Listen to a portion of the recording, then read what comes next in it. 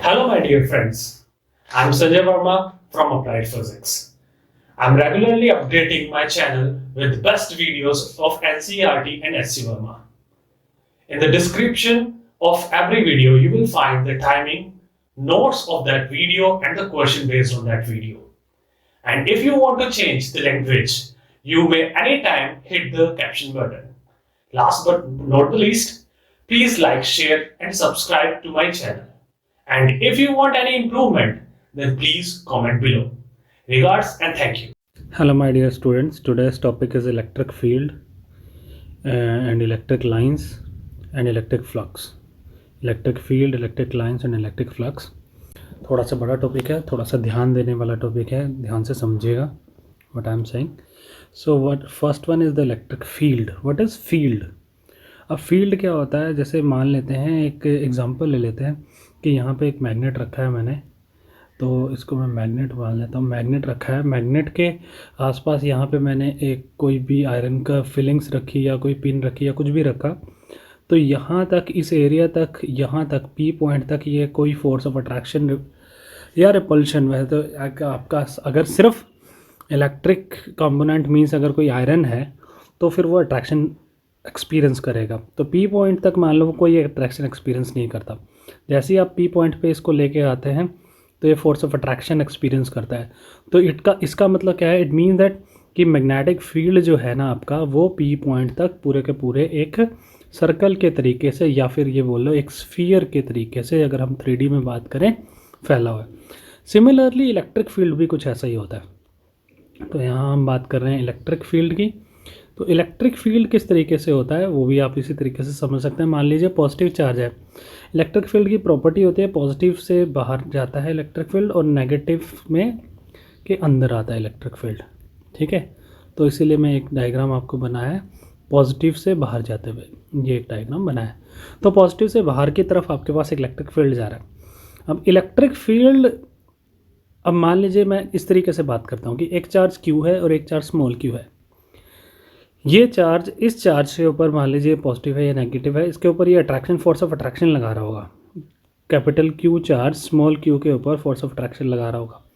ऐसे small Q charge capital Q पे भी फोर्स ऑफ अट्रैक्शन लगा रहा होगा. ठीक है, दोनों ही चार्ज फोर्स ऑफ अट्रैक्शन लगा रहे होंगे. तो जब ये मान लीजिए ये वाला चार्ज ज़्यादा बड़ा है, ये वाला चार्ज छोटा है, अब बहुत छोटा है, तो एक्सेलरेशन जो है वो नेग्लिजिबल हो जाएगी किसकी, प्लस क्यू की, जो कि स्मॉल क्यू की तरफ आएगा. लेकिन क्योंकि कैपिटल क्यू बड़ा है, क्वांटिटी बड़ी है, चार्ज बड़ा है, तो वो स्मॉल क्यू अगर मैं इसे इतना छोटा कर दूं कि सिर्फ यूनिट चार्ज रह जाए, ठीक है, तो यूनिट मतलब 1, तो 1 चार्ज रह जाए, तो अगर मैं 1 कर दूं तो तब इसकी जो फोर्स ऑफ अट्रैक्शन है वो सिर्फ क्यू की वजह से ही हम देखेंगे, माइनस क्यू को हम इग्नोर कर देंगे. तो उस केस में इलेक्ट्रिक फील्ड का जो फॉर्मूला आता है वो आता है 1/4πε0 capital Q upon R square. Again जो डिस्टेंस के स्क्वायर के इन्वर्सली प्रोपोर्शन है, इसका मतलब इन्वर्स स्क्वायर लो इसमें भी लगता है. क्लियर. साथ में एक इसमें आर वेक्टर की जगह पे हमने यहाँ पे रखा है, यहाँ पे देखिए आर पोजीशन वेक्टर. वो ये बताता है कि ये जो है इलेक्ट्रिक फील्ड जो है ये एक वेक्टर क्वांटिटी है और जो लग रही है वो आर वेक्टर की तरफ या फिर आर पोजीशन वेक्टर की तरफ, सॉरी आर वेक्टर नहीं, आर पोजीशन वेक्टर की तरफ लग रही है. तो इसी में अगर हम बात करें तो ये जो चार्ज क्यू है, इस चार्ज ने इस स्मॉल क्यू चार्ज पे एक फोर्स लगाई. क्लियर. तो मतलब आप अगर बात करो what is electric field, electric field और फोर्स के बीच में अगर हम रिलेशन की बात करें तो हमारे पास एक चीज़ आपने याद रखनी है कि फोर्स का फॉर्मूला था 1/4πε0 क्यू अपॉन आर स्क्वायर. मतलब अगर मैं इसी केस के लिए फोर्स निकालूं तो वो आएगी 1/4πε0 capital Q small Q upon R square. लेकिन अगर मैं इलेक्ट्रिक फील्ड निकालूं तो वो आएगा 1/4πε0 capital Q upon R square, क्योंकि वो स्मॉल क्यू पे डिपेंड नहीं कर रहा है, बिकॉज स्मॉल क्यू जो है वो प्रैक्टिकली बहुत छोटा है. तो इन दोनों को अगर मैं कंपेयर करूं तो क्या रिलेशन आता है, एफ इज इक्वल्स टू, अब देखो एफ क्या है ये, अगर मैं इसको स्मॉल क्यू से डिवाइड कर दूं तो ई आ जाएगा, तो यहाँ पे आएगा F is equals to q E. तो हमारे पास अगर मैं वेक्टरली इसको रिप्रेजेंट करूँ तो F equals to q E, ये एक रिलेशन मेरे पास बन के आता है फोर्स का, चार्ज का और इलेक्ट्रिक फील्ड का. क्लियर. तो ये हमारे पास इसमें दिया हुआ है. ठीक है. अब आगे वो जो बता रहा है वो है हमारे पास, वो एक एक करके बात करते हैं, एक मिनट। यस, अगर Q यूनिटी है तो वही है कि हमारे पास जो कैपिटल Q है वो न्यूमेरिकली इक्वल टू हो जाएगा फोर्स के। वो कैसे, देखो यहाँ पे अगर मान लीजिए Q की वैल्यू 1 आ जाए, स्मॉल q की, तो F is equal to 1 into E आ जाएगा। तो मतलब इलेक्ट्रिक फील्ड जो है वो फोर्स के इक्वल आ जाएगा। तो छोटी छोटी सी चीज़ें ये आप पढ़ के भी खुद कर सकते हैं, कोई इशू नहीं है इसमें। अब इसके अंदर से जो इम्पोर्टेंट है वो मैं आपसे शेयर करना चाहूँगा, एक ये point. Electric field E due to Q is dependent upon the space coordinate. Space coordinates पे भी डिपेंड करता है। अब स्पेस कोऑर्डिनेट पे कैसे डिपेंड करता है? E की वैल्यू अपने क्या लिखी थी, 1/4πε0 capital Q upon R square into R position vector. मतलब ये आपका यूनिट वेक्टर जो है, पोजिशन वेक्टर नहीं, यूनिट वेक्टर जो है वो क्या है, स्पेस के ऊपर, स्पेस के बारे में बता रहा है। क्लियर? तो इसीलिए ये हमारे पास इस तरीके से उसने बोला है। पॉजिटिव से आउटवर्ड है, नेगेटिव से इनवर्ड है। ये मैं बता दिया कि पॉजिटिव से बाहर है जाता है इलेक्ट्रिक फील्ड, और नेगेटिव से अंदर की तरफ आता है इलेक्ट्रिक फील्ड। इसके न्यूमेरिकल बहुत अच्छे हैं, वो थोड़े ध्यान से आपको देखने हैं। और ये 3D में स्फीयर की तरह फैलता है, सिमेट्रिकल होता है। Clear? Next topic is electric field due to the system of charges. Next is 1.8.1 electric field due to a system of charges. अब इसमें क्या कंसेप्ट है? इसमें कुछ नहीं है। जहाँ एक चार्ज कैपिटल Q था जिसका आप इफेक्ट स्मॉल q पे निकाल रहे थे, अब वहाँ पे बहुत सारे चार्जेस हैं जिनका इफेक्ट एक स्मॉल q पे हम निकालेंगे। लेट अस सपोज ये Q1 है, ये Q2 है, ये Q3 है, Q4, Q5, Q6, Q7, ऐसे पहले एक का इफेक्ट निकाला, फिर दूसरे का, फिर तीसरे का, फिर चौथे का, और उसको फिर क्या कर देंगे हम, समेशन ले लेंगे। तो बड़ा सिंपल सा कंसेप्ट है। तो ये इसने किया है, पहले का निकाल लिया। पहले का देखिए, ये डायग्राम इसने ऐसे बनाया, तो हम जैसे मर्जी बना सकते हो, कोई इशू नहीं है। ठीक है? तो इसमें P पॉइंट ये रखा, देखो Q1 ने P पे लगाया तो एक E1 आया। ठीक है? Q2 ने P पे लगाया तो एक E2 आया। इस तरीके से उसने बना दिया। क्लियर? तो साथ में हर जगह पे उसने एक जो है यूनिट वेक्टर लगा दिया। तो E is equal to 1/4πε0 Q1, क्योंकि Q1 की वजह से, और लग किसके ऊपर रहा है, स्मॉल q, और स्मॉल q क्या है, P पॉइंट पे है, जो कोई 1 मान लिया हमने। ठीक है? यूनिट वेक्टर है, 1 मान लिया, तो इसलिए दूसरा वेक्टर तो है ही नहीं हमारे पास। ठीक? तो ये आ जाएगा। फिर सेकंड के लिए ये आ जाएगा E2 is equal to 1/4πε0।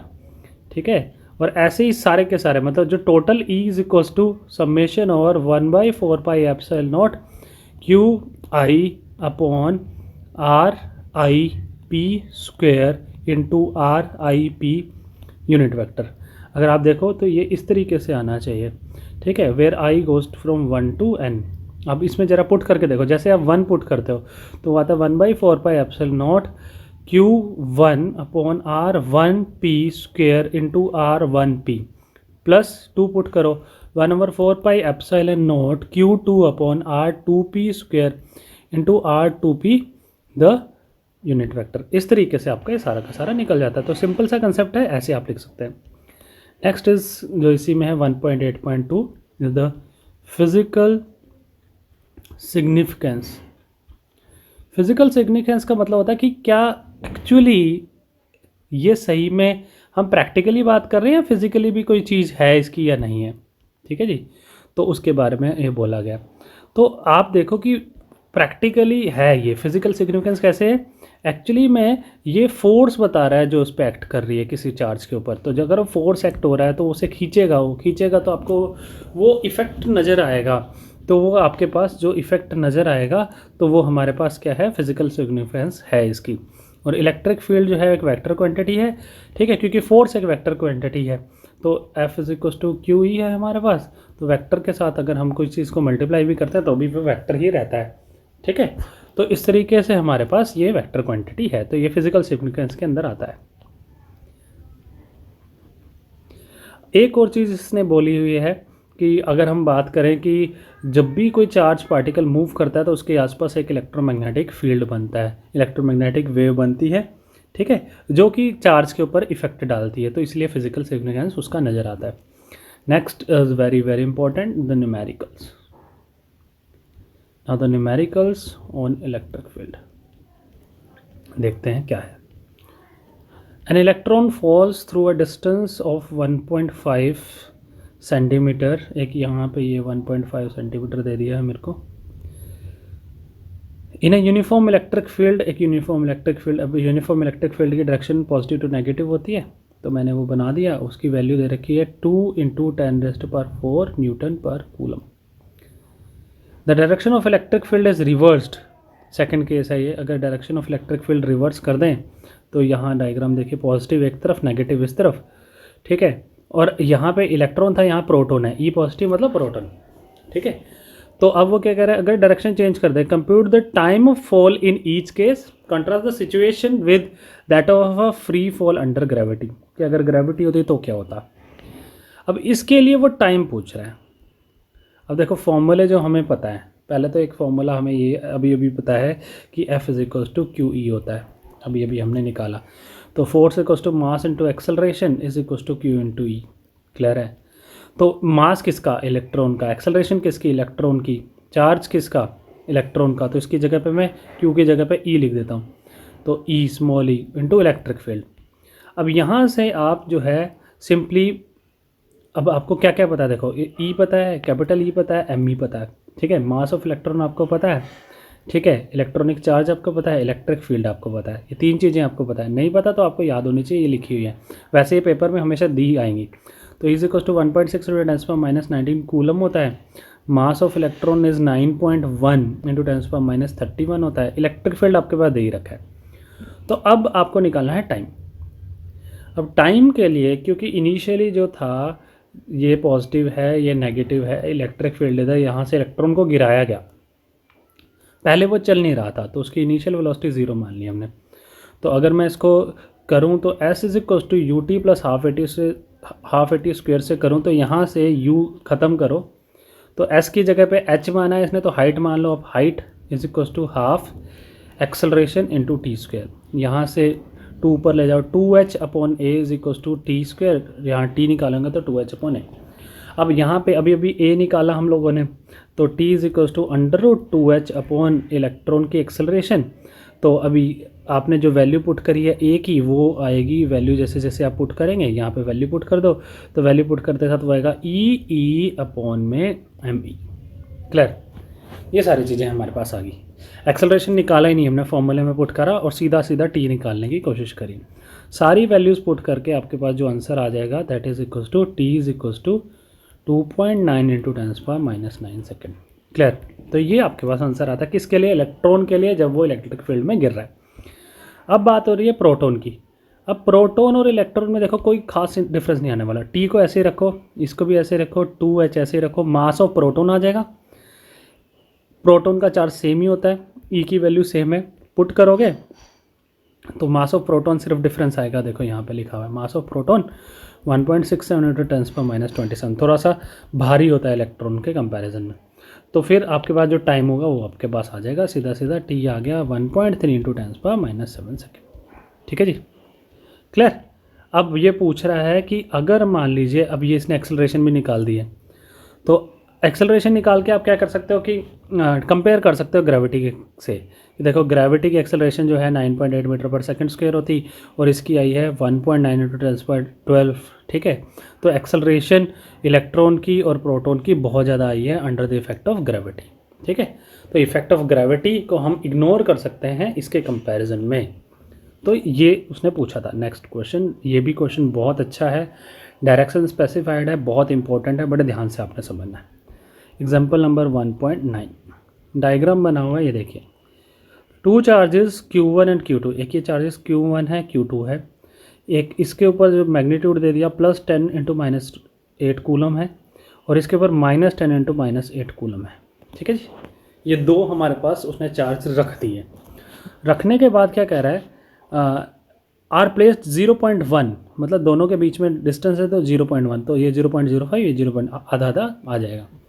Calculate the electric field at point A, ये ए है, फिर बी और सी, तीन जगह पे इलेक्ट्रिक फील्ड पूछा है। अगर आपने ये क्वेश्चन कर लिया तो आपके इलेक्ट्रिक फील्ड के सारे क्वेश्चन सॉल्व सिर्फ एक इस क्वेश्चन से, क्लियर। तो बड़े ध्यान से आपने समझना है कि किस तरीके से क्या इसके अंदर पूछा है। तो आपने अब सिर्फ 2 चार्जेस दिए, मतलब एक दिया यहाँ पे Q जो कि प्लस का चार्ज है, एक दिया यहाँ पे Q2 Q2 जो कि माइनस का चार्ज है। अब आप देखो इलेक्ट्रिक फील्ड माइनस की तरफ जा रहा है और प्लस से बाहर आ रहा है, तो मतलब यहाँ बीच में इस डायरेक्शन जहाँ मैंने ये 2 एरो लगाए हैं यहाँ तो आपका लेफ़्ट टू राइट ही जाएगा। अच्छा, इधर अगर हम बात करते हैं इस साइड, तो माइनस के लिए अंदर आता और प्लस की वजह से बाहर जाता, ठीक है। लेकिन उस तरफ उसने कोई पॉइंट कंसिडर किया ही नहीं। पर ये सेम ही क्वेश्चन होता अगर उधर भी आता, जैसा कि बी में पूछा है।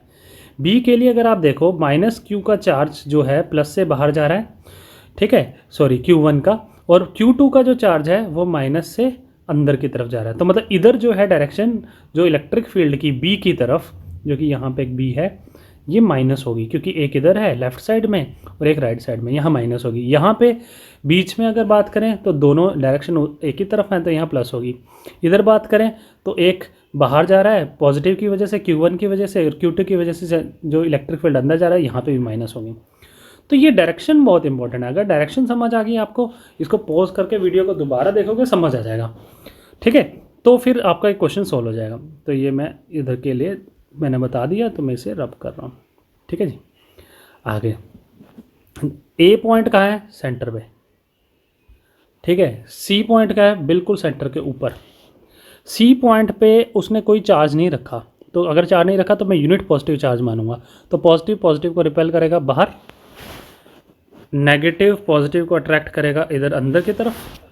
तो नेट इलेक्ट्रिक फील्ड आपका, आप यहाँ से parallelogram law of vector addition लगाओ तो बीच में आ जाएगा। क्लियर, ठीक है।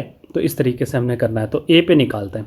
तो ए पे इलेक्ट्रिक फील्ड कितना आता है? तो ई ए की बात करें तो 1/4 पाई एप्सिलॉन नॉट ए पे, एक तो इसका इफेक्ट, ठीक है, एक इसका इफेक्ट, दोनों का डायरेक्शन सेम। तो 1/4 pi epsilon not Q1 upon distance 0.05 का स्क्वायर। अब Q1 की वैल्यू भी पुट करेंगे हम, तो ये आ जाएगा 9 × 10⁻⁹ होती है 1/4 पाई एप्सिलॉन नॉट की वैल्यू, इंटू 10⁻⁻8 हो गया, अपॉन में 0.05 का स्क्वायर होगा। तो इसकी जो वैल्यू आती है ये आई 3.6 × 10⁴ न्यूटन पर कूलम। ये किस तरफ आ रही है? क्योंकि ये सिर्फ अभी हमने Q1 की वजह से रखा है, तो ये A के ऊपर सिर्फ उस तरफ, मतलब Q1 से बाहर जाएगी ना, पॉजिटिव से बाहर, तो ये आ गई। अब निकालते हैं हम Q2 की। अब Q2 ऐसे जाएगा, A यहाँ पे नेगेटिव की तरफ जाएगा, तो दोनों की डायरेक्शन देखो सेम आ रही है। तो यहाँ पे Q2 ये है, Q2 है -10⁻⁻8। तो इसके लिए अगर हम फॉर्मूला पुट करें तो फिर अगर मैं बात करूँ इसको EB मान लेता हूँ, चलो अभी के लिए मैं मान रहा हूँ EB, वह तो इसमें अलग दिया हुआ है, तो EQ2 मान लेते हैं, चलो EQ2। तो वो आएगा 1/4 pi epsilon not Q2 upon 0.05 the square. Clear. अब एक चीज़ आपने ध्यान में रखनी है, अगर हमने डायरेक्शन ले ली है ना, क्योंकि वेक्टर क्वांटिटी है तो यहाँ माइनस प्लस नहीं लगाना अब, ठीक है। अच्छा, तो ये आ जाएगा आपके पास 9 × 10⁻⁹, चार्ज क्या है 10⁻⁸, नीचे वैल्यू क्या है 0.05 द होल स्क्वायर। फिर से आपके पास मतलब यही वैल्यू आ जाएगी 3.6 × 10⁻⁴ न्यूटन पर कूलम। अब एक चीज़ क्या है कि ए पॉइंट पे Q1 भी इधर आपको इफेक्ट दे रहा है इलेक्ट्रिक फील्ड, और Q2 भी इलेक्ट्रिक फील्ड इधर दे रहा है, तो दोनों के दोनों क्या हो जाएंगे? ऐड हो जाएंगे। तो ऐड हो जाएंगे, दोनों सेम है, तो मतलब 2 × 3.6 × 10⁻⁴ मैं कर लेता हूँ। तो आप इसको सीधा सीधा मल्टीप्लाई करके 7 पॉइंट समथिंग, ठीक है, ये आ जाएगा आपके पास। तो इसने कहाँ निकाला? ये रहा, ये यहीं पे है, ठीक है। तो ये आ गया 7.2 × 10⁻⁴ न्यूटन पर कूलम। ये कहाँ पे आया? ए पॉइंट पे। अब आ जाओ आप बी पॉइंट के। अब इसी को यहाँ से देखते हैं बी पॉइंट पे। बी पॉइंट पे Q1 की वजह से तो वही आ जाएगा जो अभी हमने निकाला, क्योंकि डिस्टेंस 0.05 है, ठीक है। तो एक मैं लिख लेता हूँ कि Q1 की वजह से इलेक्ट्रिक फील्ड तो आएगा आपके पास ये 3.6 × 10⁻⁴, ठीक है, न्यूटन पर कूलम। अच्छा, Q2 की वजह से देखो, Q2 की वजह से आएगा 1/4 pi epsilon not Q2 upon this plus this plus this, distance बढ़ गया तो ये आएगा आपके पास, ये तो आपके पास यही हो गया 1, तो ये आपके पास हो गया आई थिंक 0.15 हो गया, 15 का स्क्वायर, ठीक है जी। तो अब जब आप इसे सोल्व करोगे तो you will be getting something different value. तो इसको मैं लिख देता हूँ, देखो एक ये किया, एक 15 कर रहा है, तो 4 × 10⁻³ न्यूटन पर कूलम आ रहा है। अब आ रही है बात माइनस क्यों हो रहा है। अब ये मैंने आपको बता ही दिया कि माइनस क्यों है। Q1 जो B पे इफेक्ट डाल रहा है, पॉजिटिव से बाहर की तरफ, तो बी के ऊपर ये बाहर की तरफ, लेकिन यहाँ Q2 जो बैठा है वो अंदर की तरफ भेज रहा है, तो इस पॉइंट पे एक बाहर है एक अंदर है, ठीक है। अब देखो Q1 नज़दीक है तो उसका इलेक्ट्रिक फील्ड ज़्यादा होगा, Q2 दूर है तो उसका इलेक्ट्रिक फील्ड कम होगा, तो मतलब Q1 के इलेक्ट्रिक फील्ड के अंदर से Q2 का इलेक्ट्रिक फील्ड माइनस करो आप, ठीक है। तो आपने जैसे ही उन दोनों को माइनस कर दिया तो ये हमारे पास आ गया, तो अब इन दोनों को माइनस कर दिया आपने, तो ई बी क्या आ गया आपके पास, E1B minus E2B is equal to 3.2 into 10⁴ newton per coulomb. जाएगा कहाँ, ये अंदर आएगा बाहर आएगा, तो बाहर जाएगा, क्योंकि आप ये देखो कि Q1 का इफेक्ट ज़्यादा है। आगे आ जाओ, सी पॉइंट पे आ जाओ, यहाँ पे चलो सी पॉइंट। अब सी पॉइंट जो है वो इक्वली डिस्टेंट है Q1 से भी Q2 से भी। Q1 उसे रिपल्शन कर रहा है क्योंकि यूनिट पॉजिटिव चार्ज माना है, Q2 उसे अट्रैक्शन कर रहा है क्योंकि माइनस पर चार्ज है यहाँ पे, ठीक है। तो -10⁻⁸ है, यहाँ पे +10⁻⁻8 है, तो ये उधर इफेक्ट डालेगा इधर। तो अब देखो E जो है, अब इन दोनों के बीच में एंगल कितना, 60 डिग्री, ठीक है जी, ठीक। तो आप इस तरीके से इसे सोल्व करेंगे, तो आप सोल्व करो तो क्या आता है हमारे पास, ये आएगा electric field is equals to component of this one, तो मैं इसको बोल लेता हूँ कि E1 और ये है E2, तो मैं बोल सकता हूँ इसे E1 cos of theta plus E2 cos of theta, ये आंसर आएगा। तो ये आपके पास अगर थीटा सेम है और E1 E2 की वैल्यू भी सेम आएगी तो 2E cos ऑफ थीटा आपके पास ये आने वाला है, ठीक है जी। तो 2E cos ऑफ थीटा, अब ये थीटा क्या है, π/3, ठीक है। तो आप π/3 पुट कर दीजिए इसमें, तो ये आपके पास ये 60 डिग्री, तो ये 60 डिग्री और ये भी 60 डिग्री, 60 डिग्री होता है π/3 π/3 π/3 180 हो गया, ठीक है। तो ये आ गया आपके पास टोटल इलेक्ट्रिक फील्ड आ गया 2 इंटू ई इंटू cos 60, ठीक है जी। तो जब आप इसे सोल्व करोगे तो you will be getting 9 into 10⁻³ Newton per coulomb, clear. तो ये जो न्यूमेरिकल है, ये न्यूमेरिकल हैं आपके इलेक्ट्रिक फील्ड लाइंस के, क्लियर। चलो, इलेक्ट्रिक फील्ड लाइंस, अब मैंने अभी बताया आपको इलेक्ट्रिक फील्ड लाइंस क्या होती हैं। इलेक्ट्रिक फील्ड लाइन बेसिकली हम वेक्टर के तरीके से बनाते हैं, पॉजिटिव से बाहर जाती हुई, जैसे ये, ठीक है। तो ये जिस तरफ इसके एरो है वो उस तरफ जा रहा है, तो सेम अगर पॉजिटिव के लिए बनाए तो ऐसे बनती है, नेगेटिव के लिए बनाए तो ये एरो अंदर की तरफ आता है, ठीक है, ये एरो अंदर की तरफ आता है। अब एक चीज़ इसमें और काफ़ी सारी चीज़ें हैं जो आपने समझनी है, वो ये है कि जैसे जैसे ये दूर से पास की तरफ आ रहा है, जैसे नेगेटिव में मैं बना रहा हूँ, तो एरिया जो है वो क्लोज होता जा रहा है। तो जहाँ पे इलेक्ट्रिक फील्ड लाइन ज़्यादा है, मतलब वहाँ पे इलेक्ट्रिक फील्ड जो है वो ग्रेटर है। वैसे भी आप देखो इलेक्ट्रिक फील्ड का इफेक्ट जो है इन्वर्सली प्रोपोर्शनल टू डिस्टेंस का स्क्वायर है, मतलब जैसे जैसे डिस्टेंस बढ़ेगा इलेक्ट्रिक फील्ड कम होता जाएगा। तो यहाँ पे डिस्टेंस जो है वो कम है, तो यहाँ इलेक्ट्रिक फील्ड ज़्यादा आएगा। और अगर हम बाहर की बात करें कहीं यहाँ पे, जहाँ पे आपकी ये लाइन दूर दूर हो जाएंगी, तो यहाँ इलेक्ट्रिक फील्ड लेसर हो जाएगा, क्लियर, क्योंकि it is inversely proportional to distance square. तो उसने यही बात यहाँ पे बोली हुई है। देखो, E strong near the charge, so the density of field lines more near to the charge, और अगर अवे होएंगी तो वीकर हो जाएगा, क्योंकि जो है सेपरेटेड हो जाएंगी, क्लियर। तो इस तरीके से बताया हुआ है। आगे और देख लेते हैं, the relative density of line in different region which is important. What is relative density? अब रिलेटिव डेंसिटी यही है जो मैंने अभी आपको बोला कि ब्रॉड, मान लीजिए, देखो मान लो एक ये पाइप है, पाइप के अंदर से ऐसे पानी चल रहा है, ठीक है, ठीक। तो पाइप के अंदर से पानी चल रहा है, तो ये पूरा का पूरा ये बहुत ज़्यादा डेंसर है, मतलब डेंसिटी इसकी बहुत ज़्यादा है, वॉल्यूम इसकी पूरी की। अगर मैं पाइप बड़ा कर दूँ और अब इस पाइप से पानी को निकालूँ, तो इसकी डेंसिटी जो होगी वो लेसर हो जाएगी, क्योंकि मास पर यूनिट वॉल्यूम का कंसेप्ट आएगा। तो वॉल्यूम आपकी इंक्रीज़ हो गई है, तो डेंसिटी जो होगी वो लेसर हो जाएगी। तो इस कंसेप्ट में ही अगर मैं इलेक्ट्रिक फील्ड की बात करूँ, मान लो एक सर्कल है, यहाँ पे एक मैंने कोई चार्ज रखा +Q, तो इसका इलेक्ट्रिक फील्ड ऐसे जा रहा है, ठीक है। तो इसकी डेंसिटी, और कंपेयर करें एक +Q चार्ज मैंने रखा, इसको कुछ फील्ड लाइन इसमें बाहर भी निकाल देता हूँ ऐसे, और अब चार्ज को यहाँ लेता हूँ, तो जो बाहर जाने वाली फील्ड लाइन भी थी ना, वो भी सारी इसके अंदर से जाएंगी। तो मतलब इसकी डेंसिटी जो होगी वो लेसर रहेगी comparison to the this density, clear, ठीक। तो ये आपकी बेसिकली रिलेटिव डेंसिटी का कंसेप्ट है।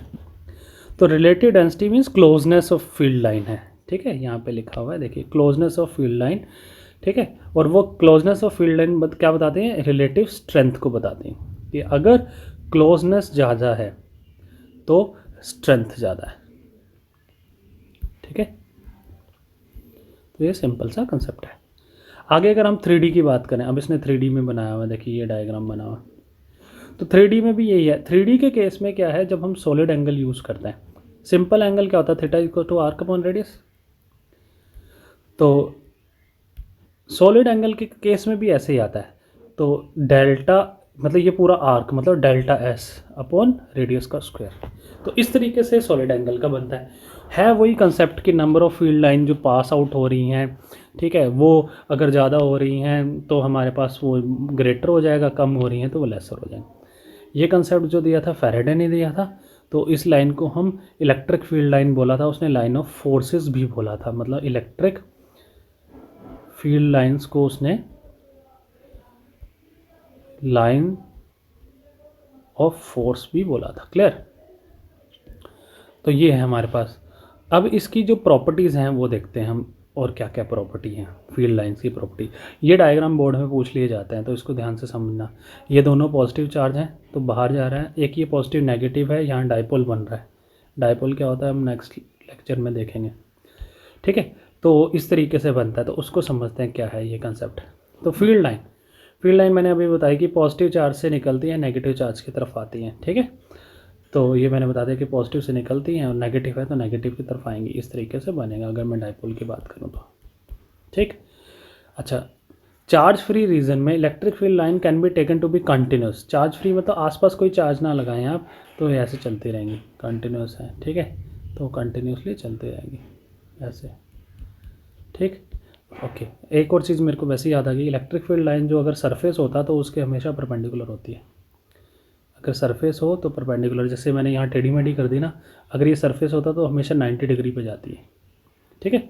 चलो आगे बोलते हैं। Two electric field line never cross each other. अब ये मैग्नेटिक फील्ड वाला ही कंसेप्ट है। अगर वो क्रॉस करेंगी तो इस पॉइंट पे टेंजेंट लगाओ, एक ये डायरेक्शन होगी, एक ये डायरेक्शन होगी, तो E1 और E2 की एक ही पॉइंट पे दो डायरेक्शन नहीं हो सकती, इसलिए वो कभी क्रॉस नहीं करेंगी, ठीक है। Next, close loop, they will not form close loop. अब ये समझने की बात है। अब देखो मैग्नेटिक से याद आता है हमें नॉर्थ साउथ, नॉर्थ से चली साउथ की तरफ और फिर अंदर चलती है साउथ से नॉर्थ की तरफ मैग्नेटिक फील्ड लाइन, तो इसको बोलते हैं पूरा क्लोज हो जाना। क्लोज हो गया क्योंकि अंदर भी चली बाहर भी चली। इलेक्ट्रिक फील्ड सिर्फ पॉजिटिव से चलता है, नेगेटिव एंड हो गया बस। ऐसा नहीं है नेगेटिव से निकल के आया और पॉजिटिव की तरफ गया, नहीं, वो पॉजिटिव से नेगेटिव की तरफ ही जाता रहेगा, ठीक है। तो इसीलिए इसे क्या बोलते हैं कि वो क्लोज लूप नहीं बनाता। नेक्स्ट है हमारे पास 1.10, दैट इज इलेक्ट्रिक फ्लक्स। अब इलेक्ट्रिक फ्लक्स और इसके बाद चार्ज डिस्ट्रीब्यूशन और उसके बाद गॉस थ्योरम, फिर गॉस थ्योरम की एप्लीकेशन। आप ये मान के चलो कि गॉस थ्योरम की एप्लीकेशन आपके पास 3 मार्क में बोर्ड में आएगी ही आएगी, डेफिनेटली, डैम श्योर क्वेश्चन है, हर बार आता है, ठीक है। आप चाहे पिछले 5-6 सालों के क्वेश्चन पेपर उठा के देख लो, हर एक जगह आपको मिलेगी 3-4 एप्लीकेशन है, उसमें से कुछ भी पूछ लिया जाएगा। तो we are starting with electric flux. First of all electric flux. अब इलेक्ट्रिक फ्लक्स क्या है, फ्लक्स है क्या वैसे, अब उसकी बात करते हैं।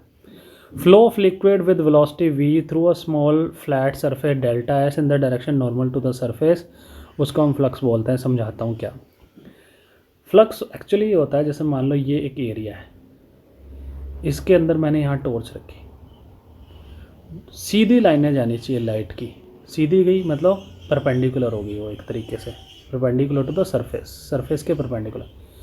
अगर सरफेस के परपेंडिकुलर जितनी लाइन जाती हैं, मतलब इसको मैं बोलूँ तो नंबर ऑफ फील्ड लाइंस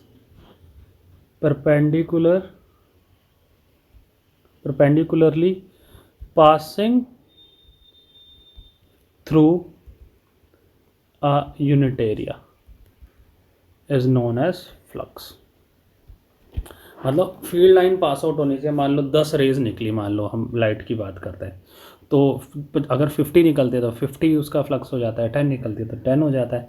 लेकिन कंडीशन ये है कि परपेंडिकुलर जाना चाहिए। अगर मान लो परपेंडिकुलर नहीं है, मान के चलते हैं, फिर से वही एग्जांपल लेते हैं, ये डायग्राम है, ये टॉर्च मैंने टिल्टेड कर दी, अब लाइट ऐसे जा रही, परपेंडिकुलर उसका ये था, तो इसका कंपोनेंट तोड़ना पड़ेगा मेरे को। अगर ये ई है, यहाँ थीटा मान लेंगे, तो ई कोस थीटा जो है वो जो है, अब आप अगर देखें, यहाँ पे वेक्टर ना लगाएं, यहाँ लगा दें, तो ई कोस थीटा जो है, अब ये कंपोनेंट जो है परपेंडिकुलर जा रहा है, तो इस सारे के सारे ई कोस थीटास का समेशन कर दोगे तो आपके पास जाके फ्लक्स आएगा। क्लियर है? तो ऐसे हम फ्लक्स निकालते हैं। ठीक है, तो इसको एक बार आप पढ़ ले, है सिंपल सा है। देखो ये निकाला, परपेंडिकुलर नहीं निकलता परपेंडिकुलर, तो यहाँ एंगल थीटा बनाया, थीटा बना के उसके बाद delta S cos of theta आपने किया, तो वो फ्लक्स आपके पास आ जाता है। ठीक है जी। तो अब इसके अंदर है एक प्लेनर वेक्टर, ये दो डायग्राम दिए हुए हैं, इसको थोड़ा सा समझना है। अब वेक्टर के ऊपर जैसे मान लो ये प्लेन है, तो प्लेन के 90 डिग्री पे जो वेक्टर होता है ना आपका, वो जो है आपका वेक्टर का प्लेन आता है, वो 90 डिग्री हमारे पास जो रहेगा वही आपके पास प्लेनर वेक्टर रहेगा। क्लियर? तो नॉर्मल वेक्टर भी बोलते हैं इसे, नॉर्मल वेक्टर, क्योंकि 90 डिग्री पे है। अब ये क्यों इतना ज़रूरी है? क्योंकि जब आप ई डॉट डी एस को ओपन करोगे ना, ई D S cos of theta, तो साथ में आपके पास ये वेक्टर आने वाला है। ठीक है, तो इसको वेक्टर ना बोल के हम बनाए यूनिट। ठीक है, तो ये आपके पास आने वाला, तो ये आपका यूनिट वेक्टर जो है, ये आपको आपका फ्लक्स के बारे में बताएगा। फ्लक्स अगर मैं बात बोलूँ कि E dot D S is equals to E D S cos of theta, तो फ्लक्स को रिप्रेजेंट करते हैं डेल्टा फाई से। तो delta phi E dot D S is equals to E D S cos theta, ये flux है। Flux is total number of line passing through that area. Clear? तो ये हमारा यहाँ का आज तक का टॉपिक था। कल जो हम करेंगे मीन्स नेक्स्ट वीडियो में हम करेंगे इलेक्ट्रिक डायपोल, और इलेक्ट्रिक डायपोल में फिर इक्वेटोरियल लाइन, फिर एक्सियल लाइन, फिर जो मैंने बोला था गॉस थ्योरम। ठीक है, वो सारा का सारा concept. Thank you, thanks a lot.